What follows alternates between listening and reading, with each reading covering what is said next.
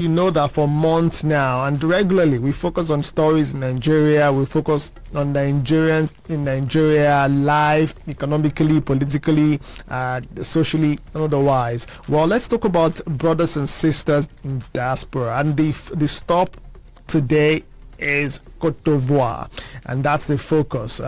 If you like, call them Cote D'Ivoire. If you like, call the country Cote D'Ivoire, or call the country Ivory Coast, that's fine. Well, just a few months ago, Nigerians were in their numbers in Cote d'Ivoire.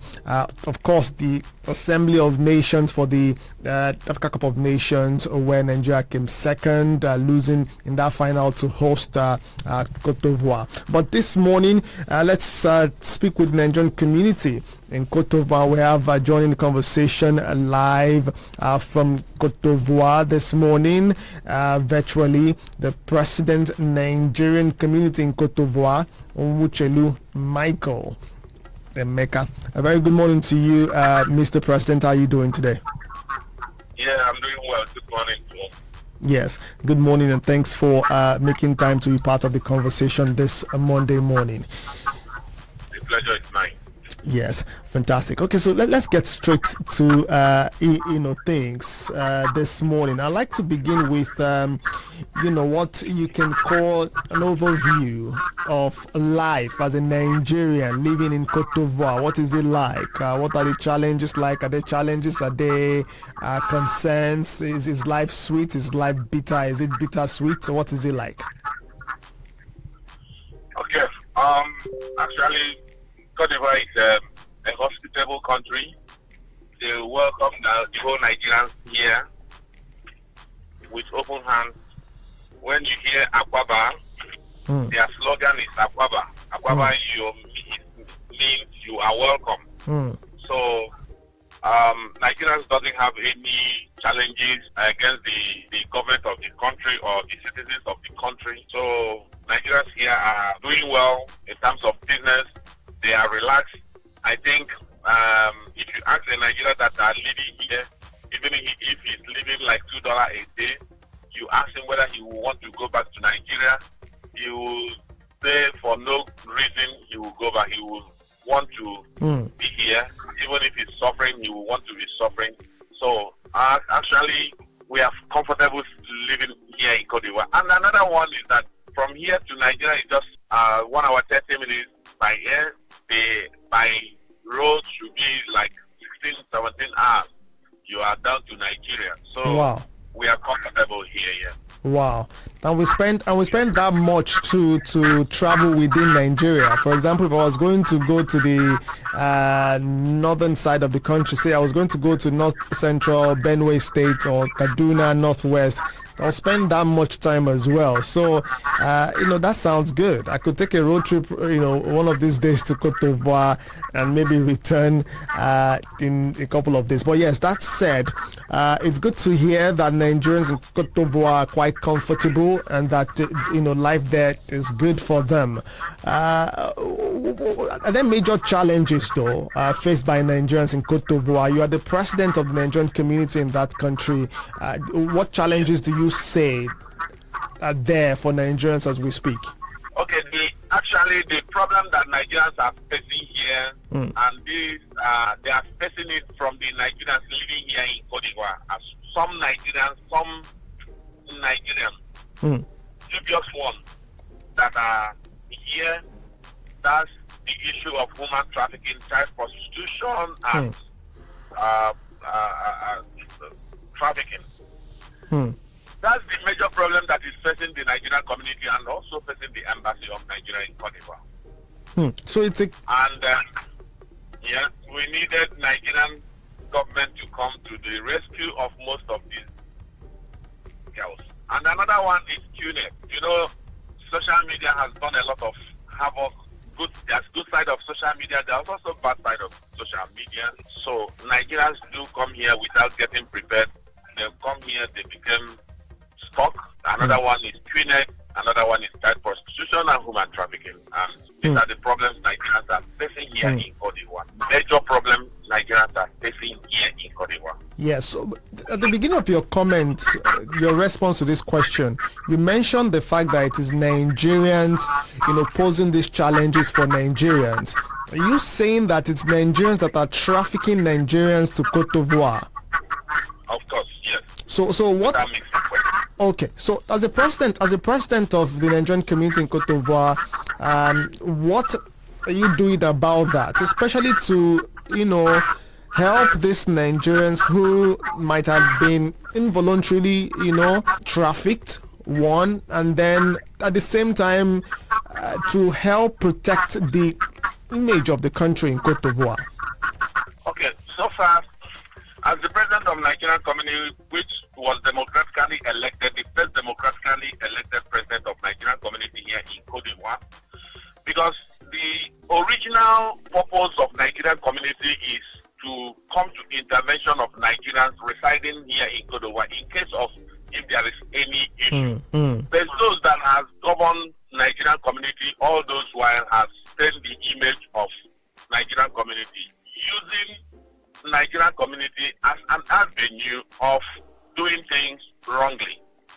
Then the then Ambassador Issa, may he so rest in peace, find out in 2017 that things will not continue to be so, and took decision of dissolving this set of people. And this same set of people were the ones that turned against the authority of the Nigerian Community and the authority of the embassy because they are getting something out of it. So, but thanks God to the diplomatic staff and the embassy, ambassador, and the consul that we have by name Abikoyo Olufemi, and the next one, Mr. Paul Obi from Cross River State, that stood their ground that we need to change the game plan. Of all this they are doing, we can't continue doing the same thing and expecting different results. After being elected on 29th May 2021, Nigerian Community under my watch has succeeded in repatriating about 940 Nigerian girls back to Nigeria.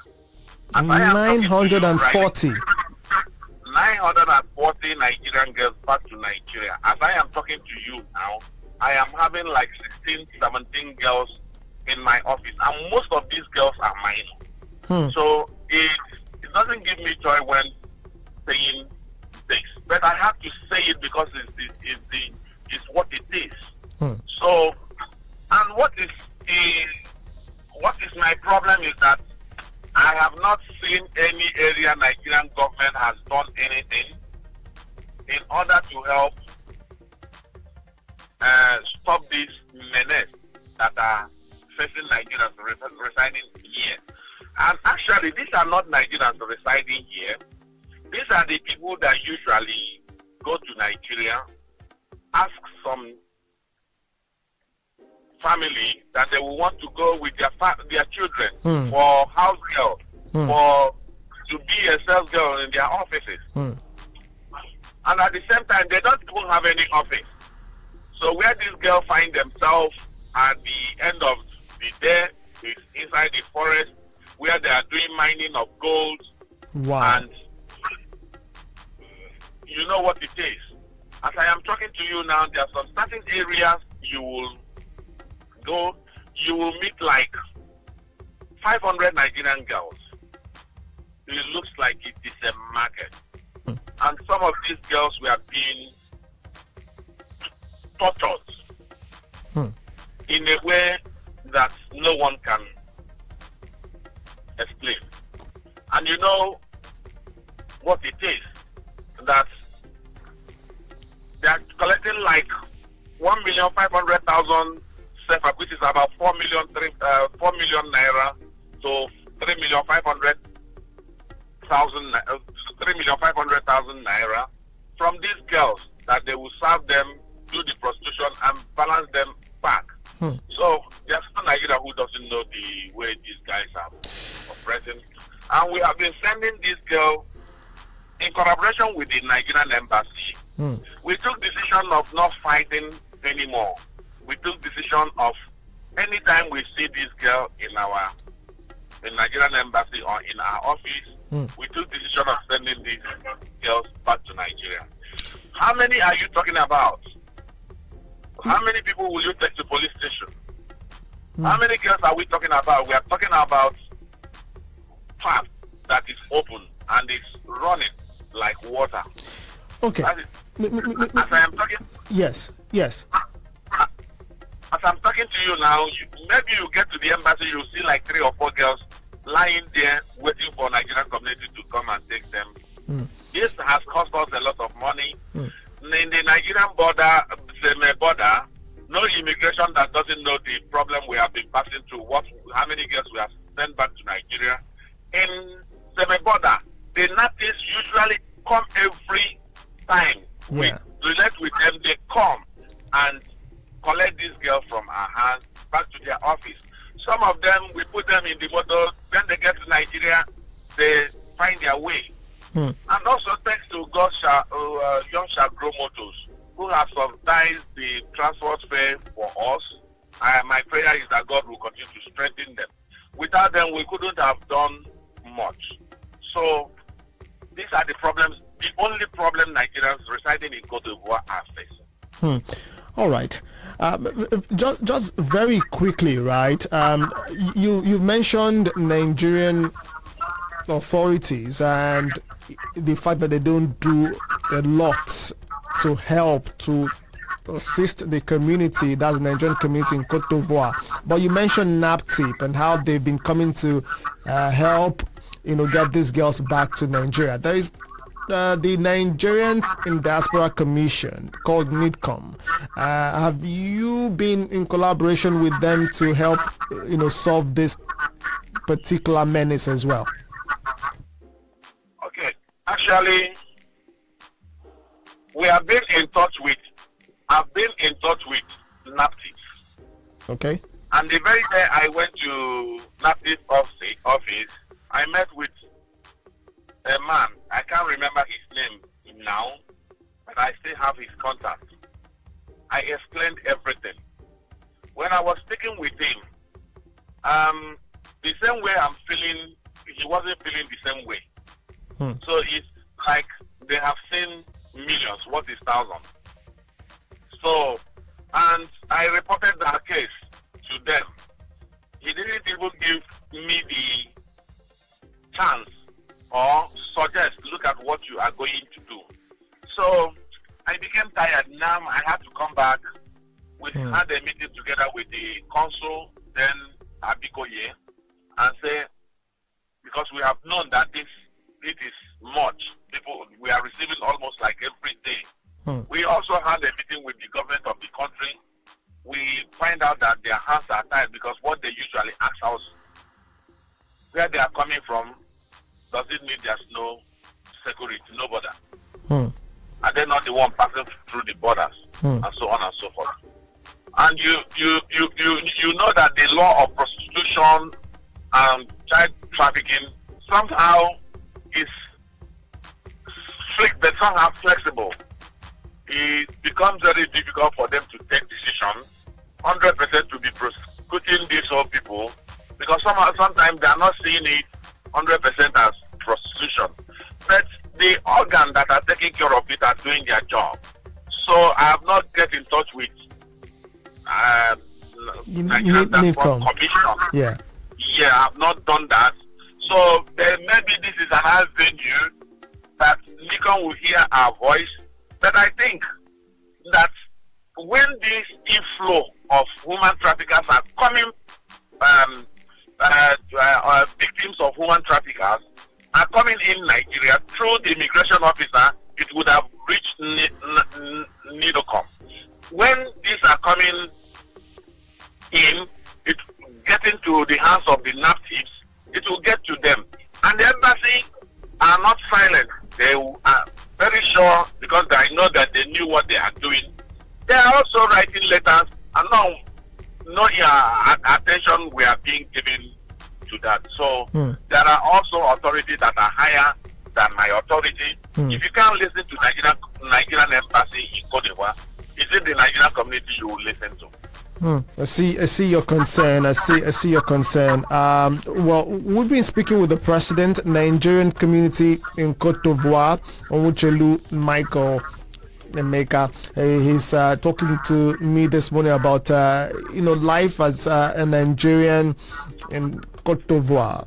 Well, there's a lot we can talk about, but this major challenge, that you've mentioned, this trafficking of Nigerians to Cote d'Ivoire by Nigerians for prostitution and for labor is, disturbing. Yes, we definitely need to pay close attention to this as we call further the National Agency for the Prohibition of Trafficking in Persons to do more in this regard. As we talk about that, I know that it's not, you've mentioned in your opening comment that life for Nigerians in Cote d'Ivoire is quite comfortable. So yeah, let's look at some of the positives as well. This major challenge, of course, we need to advance the conversation on that. But some positives too we need to talk about before we let you go.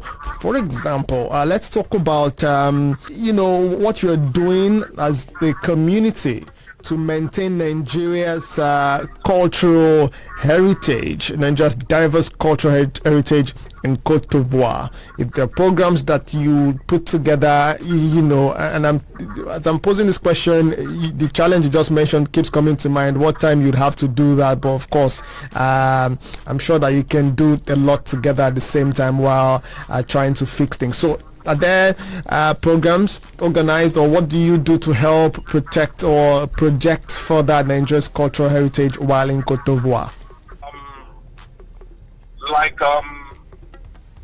I think you guys saw what happened during the Nations Cup, where we had our Nigerian village. Yeah. All the Nigerians that visited Cote d'Ivoire during the Nations Cup were part of the Nigerian village. Even Cubana group, all of them were part of the Nigerian village during the Nations Cup. He also presented his products to Nigerians and Ivorians in Cote d'Ivoire. So, and there are so many we have been doing. We also we have been organizing a lot of events that integrate, that brings Nigerians residing in Cote d'Ivoire together. And most of the time, we are also, I'm the second vice president of Union Ressortissant de État-Membre de CEDEAO. That is, I'm second vice president of Union of West African residents in Cote d'Ivoire. West African residents in Cote d'Ivoire. Okay. So by 11th, we are having integration event in Abidjan, while on the 18, 19, 20th, we are having integration of West Africans in Bouaké, the second largest city in Cote d'Ivoire. So, and Nigeria will be well represented. Yeah, on the 11th of July, we are having integration event of the West Africans in Cote d'Ivoire. Yeah. On the 11th. All right. Of July this month. All right. On the 18, 19, 20, we are also having the same integration event in Bouaké. So, Nigerians will be well represented. And every other event that concerns Cote d'Ivoire, Nigeria, or West African or African, Nigeria are being well represented in those events. Interesting. Let me just quickly, put this question forward, and then we'll get to your final thoughts before we go. Maybe one more question before that, or after this particular question. How many Nigerians, if you have the data, currently live in Cote d'Ivoire? Going by my research, I heard about between 1.4 and 3 million Nigerians. Is that particular data accurate? Yes, nobody can give you the exact data, but it's just assumption, because originally Nigerians in Cote d'Ivoire were not having data, but since 15th of December 2022, Nigerian Community, in collaboration with the Nigerian Embassy, have acquired biometric consular identity card. So from then till now, we can give you the update of how many Nigerians that are already enrolled. But we assume that Nigerians are all up to 3 million in Cote d'Ivoire. But no one is going to tell you the accurate and exact number. But maybe giving you the exact number of those that has enrolled on the biometric consular identity card. What's the figure for that? So far, we are heading to 600,000. Yeah. All right, and well, I suppose there are several other persons already in the country in Cote d'Ivoire who already enrolled. Yes. Okay. Assume that Nigerians here is more than almost 2 million, 3 million. All right. Okay. We'll let you go in just a moment, but what's your take? I mean, Nigerians like to migrate, as you can say that about several other persons or group of people in the world, several other nationalities around the world. But Nigerians love to migrate a lot, always looking for opportunities, outside Nigeria. What would you say to Nigerians considering Cote d'Ivoire as a destination to move to, whether for to migrate fully or for vacation, for business, whatever interest they have? What would you say to Nigerians?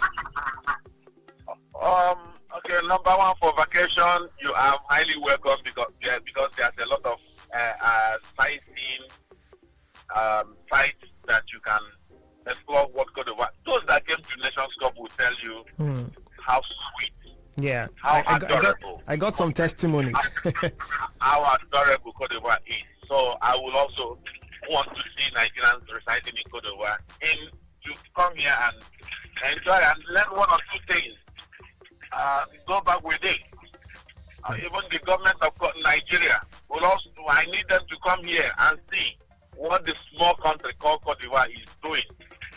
And in terms of business, you can see population of Cote d'Ivoire, both Ivorians and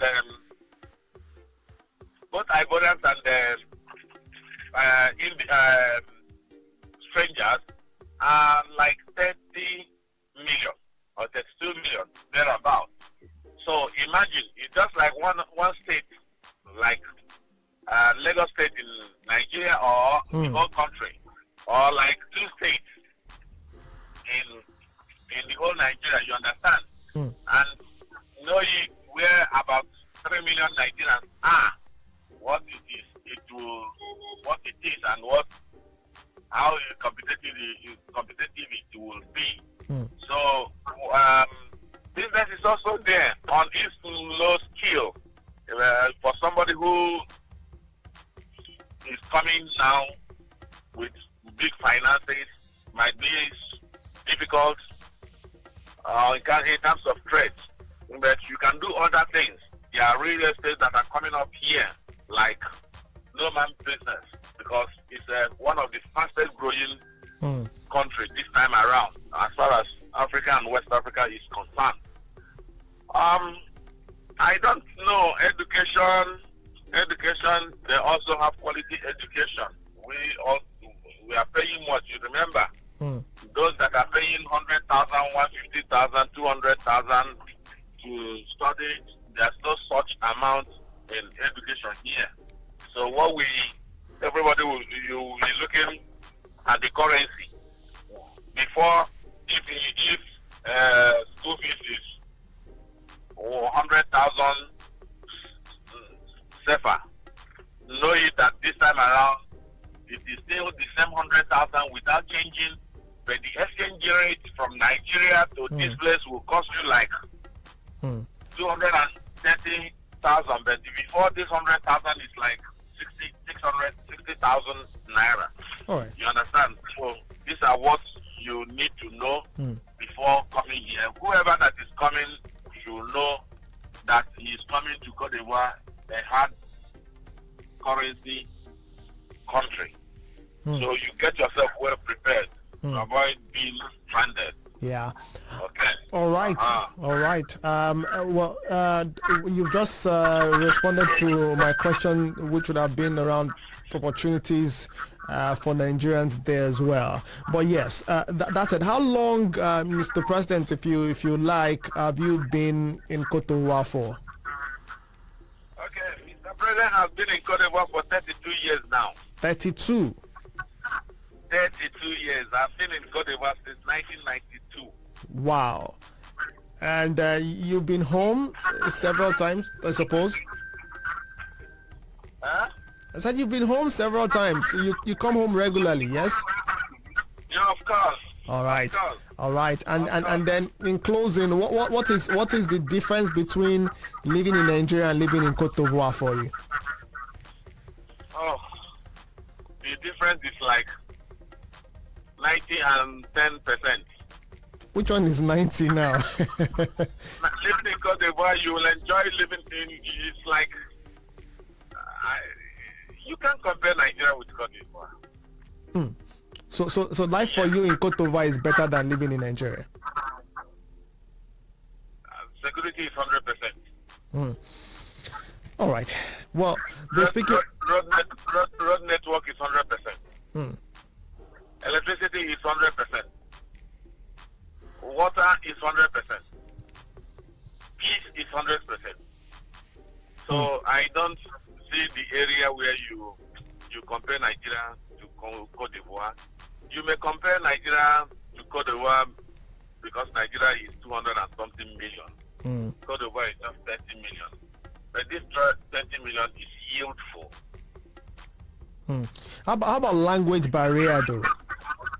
The primary language is French, or rather the official language is French. Determination is our motto. If you come, you want to learn French in a higher standard, you go to school. If you want to learn French in the street, you continue on the street. And you've picked up since 1992. You want to speak me some French? Of course. Tout va bien en Cote d'Ivoire. That means come to Cote d'Ivoire. Is that what you said? Tout va bien en Cote d'Ivoire. In Cote d'Ivoire, everything is okay. Okay. I need to go improve on my French. All right. I'll just say to you, Mr. President of the Nigerian Community in Cote d'Ivoire, Onwuchelu Michael Emeka, bonjour again. Bonjour, yeah. And how do you say thank you? I've forgotten these things. Merci beaucoup. Exactly. Goodness me. Yes. Merci beaucoup. Indeed. Have a fantastic day, and thank you again for joining the conversation. You're welcome. Yeah. All right, Lagos. Let's leave things there. A lot you've heard from the president of the Nigerian Community in Cote d'Ivoire, Onwuchelu Michael Emeka. Well, you'd think that most of these things around trafficking happens, with Nigerians heading to Europe, heading to, some other parts of the country, and not within the continent. Well, you just heard from the president of the Nigerian Community in Cote d'Ivoire. This thing's happening, and they've been battling with that. That's a major concern, and that takes a lot away from the beauty of, some of the things he said, the beauty of living in Cote d'Ivoire, and some of the joy that they get from staying in the country as well. Lagos, well, that's the discourse this morning.